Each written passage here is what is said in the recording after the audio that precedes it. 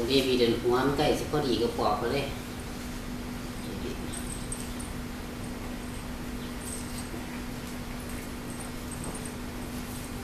เสือว่างไว้2 ตัวไม่รู้โลดจะได้เป็นของมัน เลือกถือเลยเรื่องสิกันจริงสุขภาพจิตมันดีเสือจะมาเอามันลงไป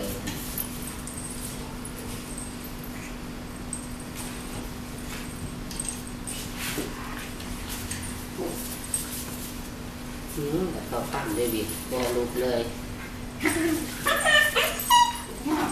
ปั้นเลยคือไปที่แห้งกันนะเอาให้แห้งกันนะเนี่ยแล้